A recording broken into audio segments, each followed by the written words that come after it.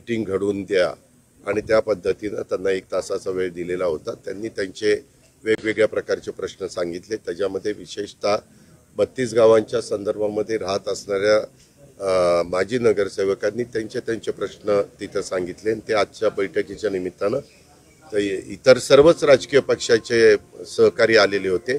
विशेषतः आमचे महायुतीचे तिथं भाजपचे, शिवसेनेचे आणि राष्ट्रवादीचे असे पण सहकारी आले होते आणि काही राजकारणाशी संबंधित नाही पण एक सामाजिक बांधिलकीच्या नात्याने त्या प्रश्नाची सोडवणूक होण्याच्या करता ते पण नागरिक आलेले होते। तर त्यांच्यातनं चर्चा करून ते प्रश्न मार्गी लावण्याचं काम आम्ही केलेलं आहे।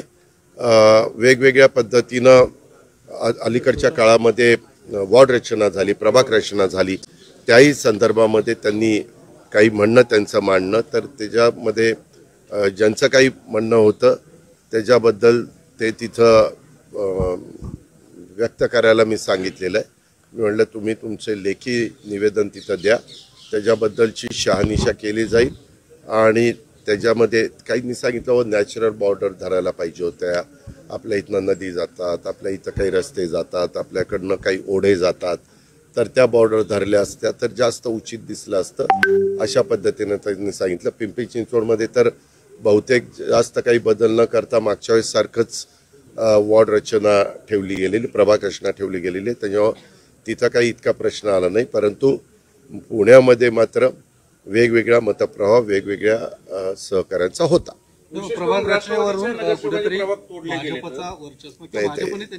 आम्ही तो आमचा अंतर्गत प्रश्न आहे महायुतीचा, आम्ही तिथं वरिष्ठ पातळीवर बसून मिटू।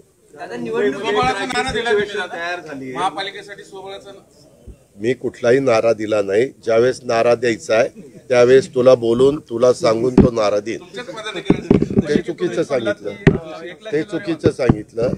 यामध्ये आम्ही मुख्यमंत्र्यांनी एकनाथरावांनी ठरवलेलं आहे की एकदा अंतिम चित्र स्पष्ट झाल्यानंतर आपण महाराष्ट्रात कुठल्या कुठल्या शहरात कशा कशा पद्धतीनं जायचं, ग्रामीण भागात कशा कशा पद्धतीनं जायचं, तशा प्रकारचा निर्णय आम्ही राज्य स्तरावर घेऊ। जरांगे पाटलांचं आंदोलन सुरू आहे,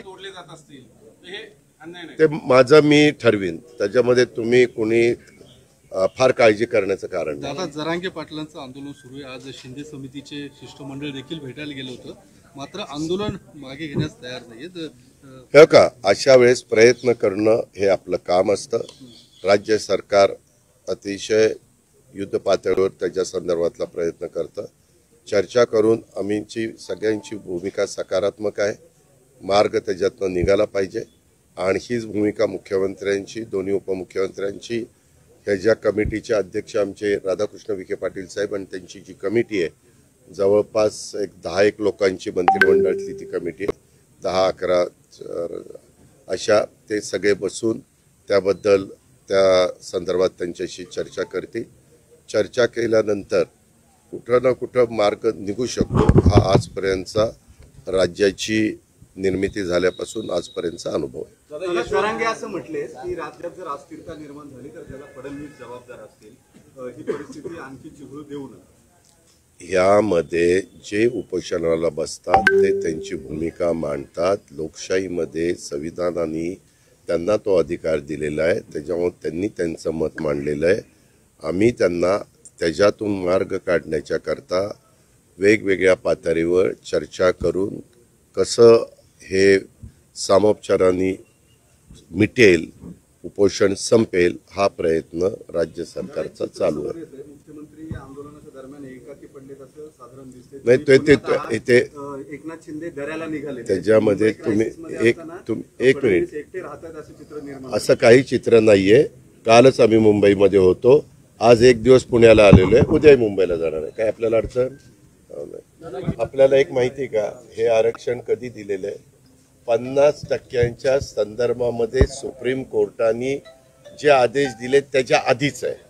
जरा पत्रकार मित्रांनो नीट माहिती घ्या। हे नाही, तुम्ही हे विचारू नका ना, हे मी कुणी काय म्हणलं त्याला उत्तर मी द्यायला नाही। मी आज दिवसभराच्या काय मीटिंग घेतल्या त्या सांगायला तुमच्याकडे आलेलो होतं।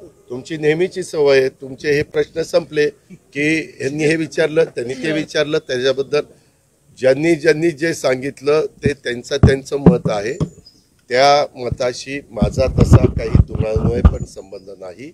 मी एवढंच बघतो, राज्य कायद्याने चालावं, नियमाने चालावं आणि लोकशाही पद्धतीनं चालावं आणि जनतेच्या साधारण जो कल आहे.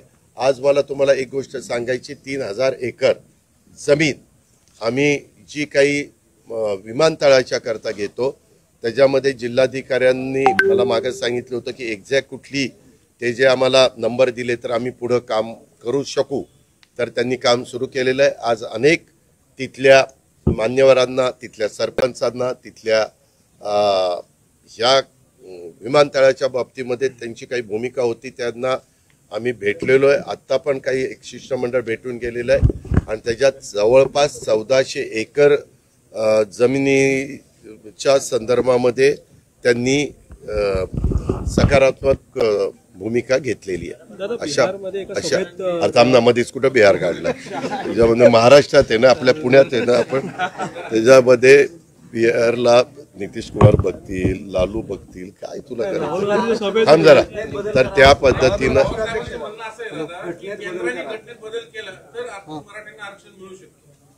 तेव्हा का हे जे काही सूचना करतात ना, हे सगळेजण अनेक काळ सरकारमध्ये होते, 10 वर्ष होते. त्याच्यामुळं उगीच त्या खोल्यात आम्हाला जायला लावू नका.